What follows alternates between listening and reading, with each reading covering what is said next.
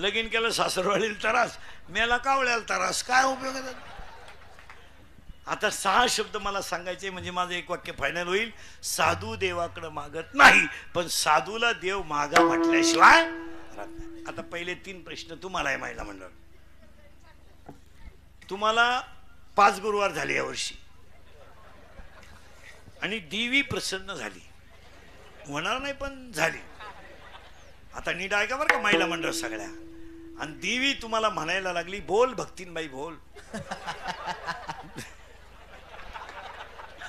देवी बोलत बर का तुमच्याशी. आता आता मी नाही बोलत.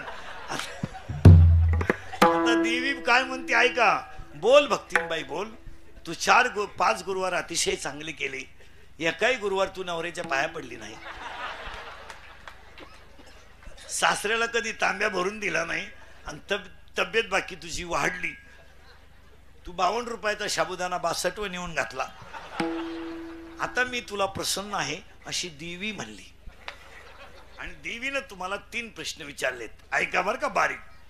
तुम्हाला स्वर्गाला जायचंय, नरकाला जायचंय का वैकुंठाला जायचंय? पटकन बोला.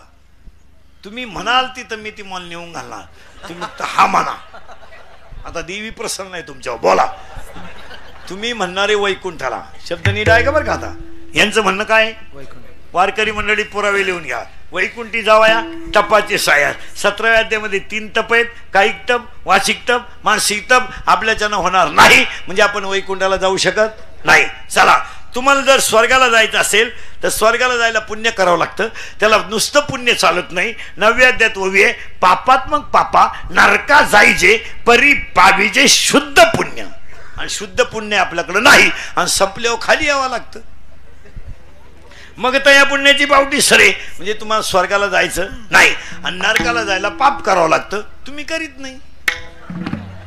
आपण पाहुण्याला चहा देतोच, बरोबर.